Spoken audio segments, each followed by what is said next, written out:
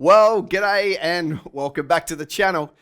Wes Hone here, just trying to bring you business tips, trying to bring the practical and the spiritual together so that we can raise up thousands and thousands of kingdom entrepreneurs so that we can do business God's way, trade God's way, ultimately approach business in the opposite spirit and show the world that you can run a great business that's good for people and good for planet and good for profit. Under the stewardship of Jesus. That's ultimately what this is about. You know, I'm doing some really kind of tactical, practical ones at the moment. Today, we're going to be looking at how do you fire someone gracefully. So that's going to be good. We're going to dig into a little bit of scripture and some structure on how best to do that. But before we do, I'm not sure if you have heard about the Momentum Tour that I am going on in just a few weeks' time. This is only for my Aussie friends. I'm going to be coming around the country doing 5 cities in 5 days. That's right, a whole day of teaching on a plane, next city, whole day of teaching on a plane, next city, at the end of March. And so those tickets are available now. I'm not doing a massive tour. This is not 2,000 people like we would normally do. This is a lot smaller. And so all that to say, you should jump in as quick as you possibly can and grab tickets. Do me a favor. I've made the extra tickets so cheap so that you could grab an extra one and between now and the event, find a friend and bring them with you. It's going to be an insanely practical day of business training. We're going to be talking about like what does 21 present as an opportunity? What are the trends with spending and consumers in the next 2 years, how to scale quickly with the opportunities right now. So it's going to be absolutely amazing. And you should go to kingdombusiness.com.au, kingdombusiness.com.au, and you can see all the information there with dates and times. Fantastic. While I've got your attention, do me a favor, hit the subscribe button to this channel so that you get the alerts of all the future videos. All right. How do we gracefully fire someone? Let's look at the big picture first. If you want to build a business, that has an impact, that's profitable so you can fund your church and fund projects, you're going to have to build enough scale in your business that your business is influential enough and throws off enough money, right? Well, to build that scale, you are going to have to hire. You are going to have to add team members to your business to let it out there, right? In fact, there's no great business in the world that's a one-person operator, right? All the greatest businesses in the world today have a really large employee base. And so whether that's your aspiration or not doesn't really matter. But if you really want to put a dent in the world, then you're going to have to build a team of some size. And so if you're going to build a team, then it is inevitable that you are going to have to face the reality of firing. All right? And here's some good news. We're going to explore the scriptures and see that you can actually fire somebody and still go to heaven. I know this causes a lot of angst for a lot of business people, Christians, around, is it law, is it grace, compassion, and that is all in the mix, and it's good. It's good that we have that frame of reference, but it can't lead to the fact that we have to keep everybody, and having worked with thousands of people over all these years that are, Christians in business and helping them scale, this is a recurring issue, and I see a lot of people hang on to staff members for far too long, and it usually ends in tears. So the big picture is you're going to have to do it. It's never going to be the case that you employ everybody and they work out. It's just not. Like we have this phrase around here, you're going to have to kiss some ugly frogs when it comes to scaling the team inside your business. You are going to hire people that never had your best intention from the very beginning, right? That's because there's only so much you can vet a person, right? And everybody's been through so many interviews that they can just lie to you. They don't even mean to lie to you, but they lie to you, right? So you're going to have people that fall through those cracks, even if you have a really, stringent recruitment process. And maybe that's another whole video. But you're going to have people that never had your best intention. You're also going to employ people that had your best intention, and for whatever reason, during the time they were with you, they changed their mind, and they now no longer have your best intention. And you've got to have a process to be able to see that, and then how to deal with that, right? Coming off the back of the pandemic, speaking specifically about Australia, because because that's where I've spent most of my time with business. You know, it was a very interesting year for employees because the government started handing out, you know, billions and billions and billions and billions of dollars to keep the staff with the business.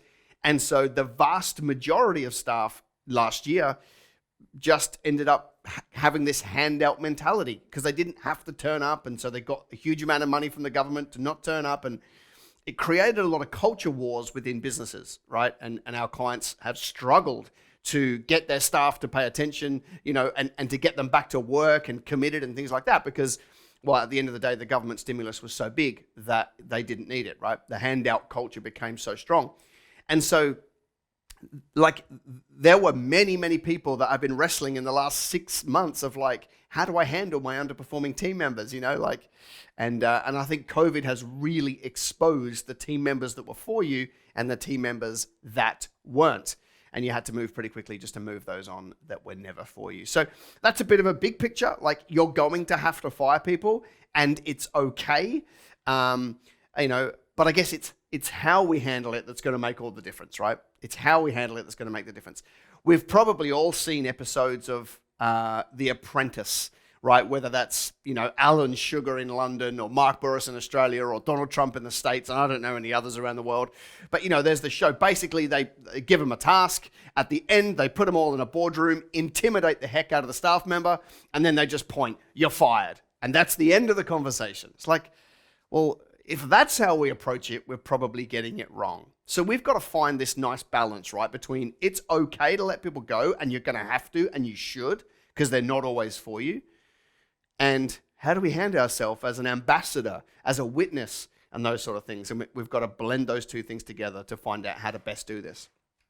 You know, if we go to Scripture, we see two extremes on how to handle ourselves. We've got Matthew, or Jesus says in Matthew, when it comes to forgiveness, you know, you're supposed to forgive your brother and sister 70 times 7 times.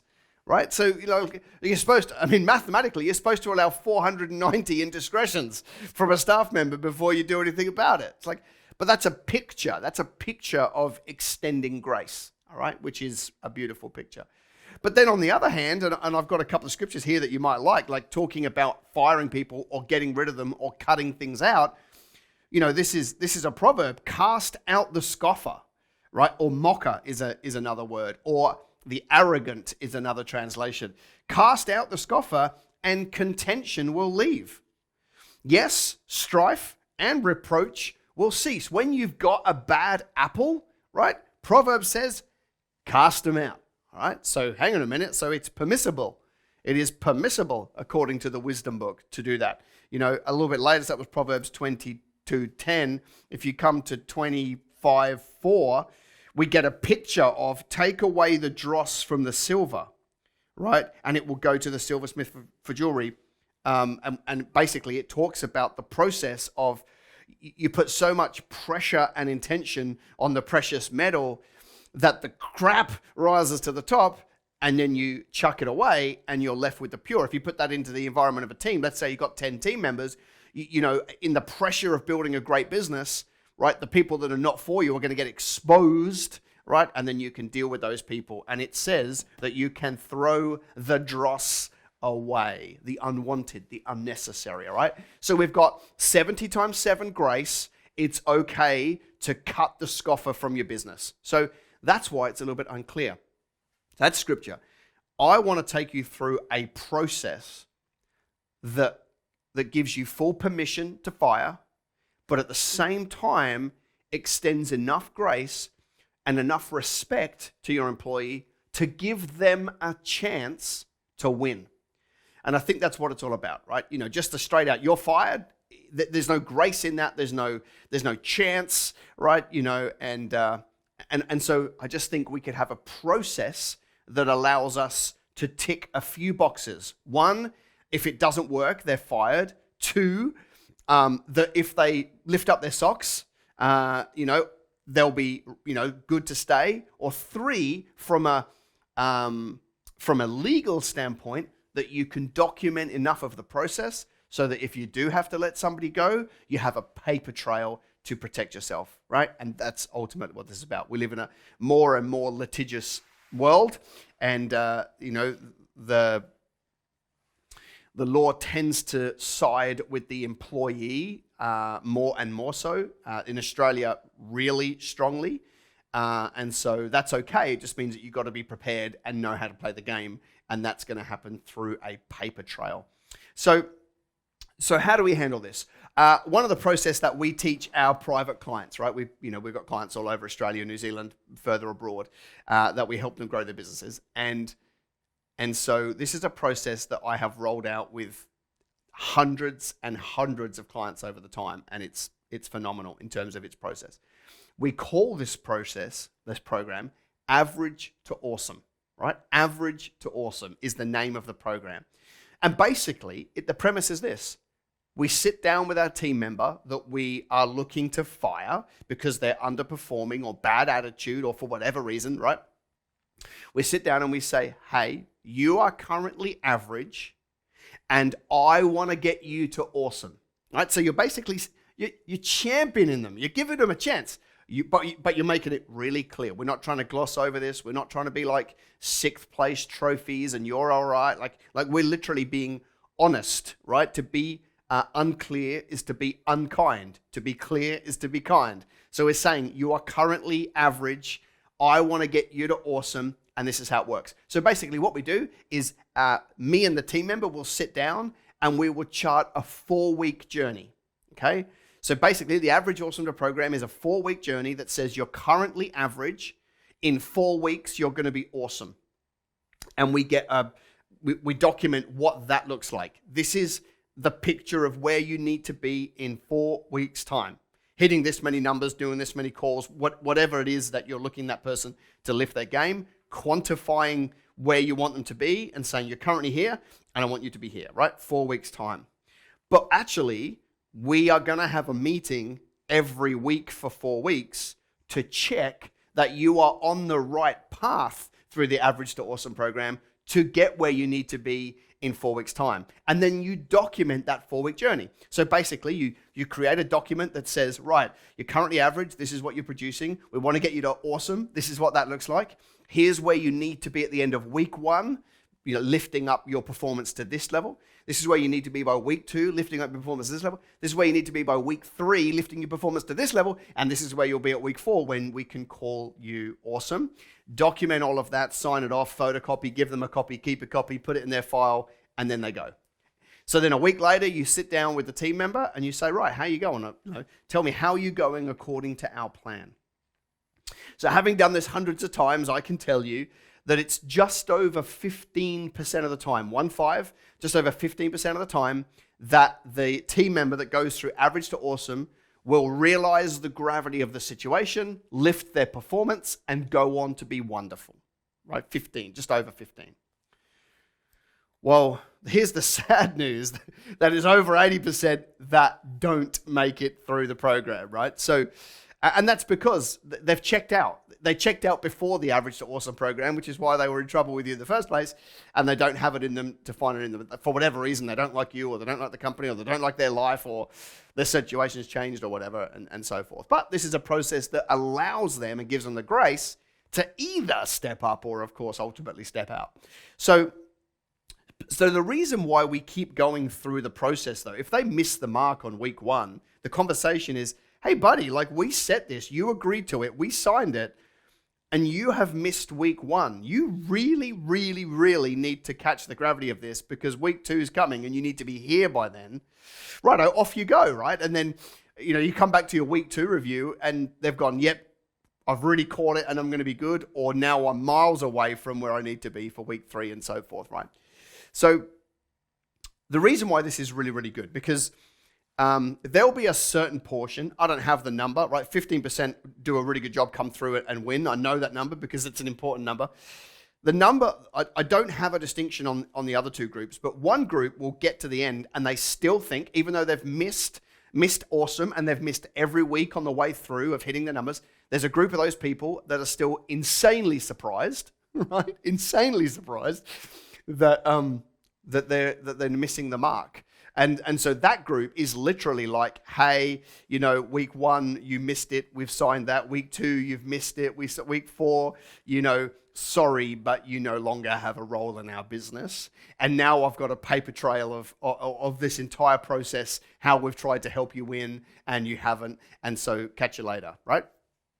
There'll be a portion that don't just completely miss it, and they think they're doing a wonderful job, and they just get to the end of 4 weeks and they get fired.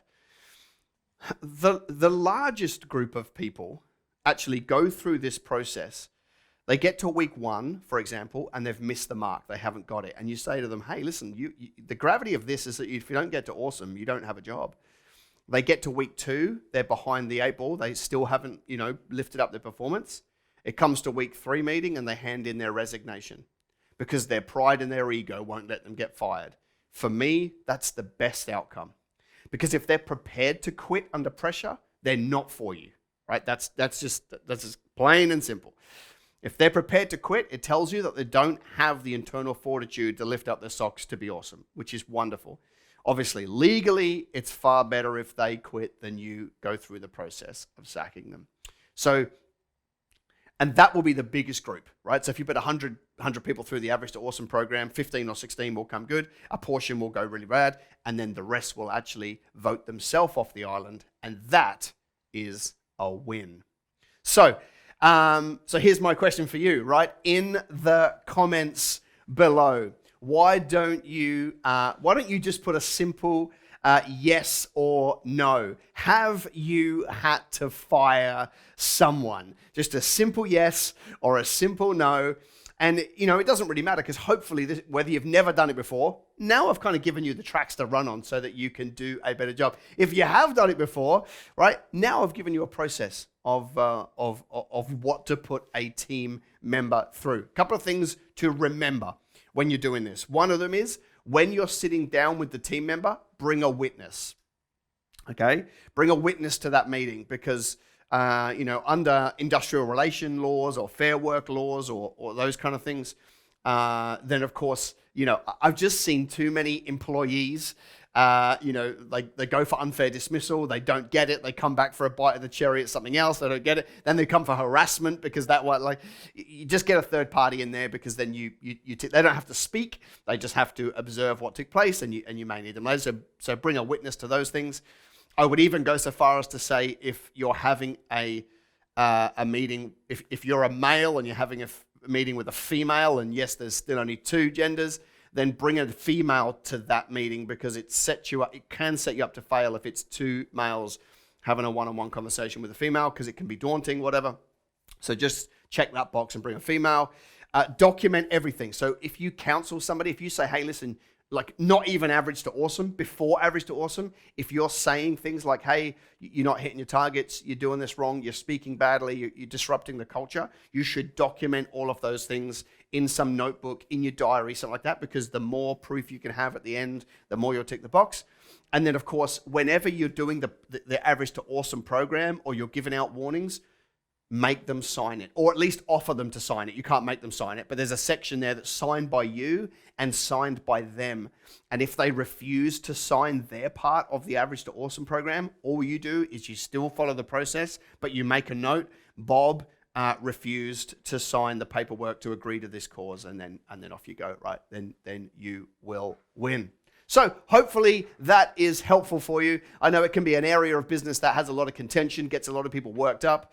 It's just a process. It's just a process. Put them through that journey. You're getting rid of the people that are bad wood. You're cutting out the dross, but you're giving them the respect and the grace they need to be able to give them a chance to catch the gravity and to rectify their behavior so that they can do a good job. By the way, if you think this is valuable, this video, for one of your friends, like if you know somebody right now who's got some challenges with employment, why don't you just grab the link at the top in the browser and forward that onto some people? That would be amazing for me if you would help me do that.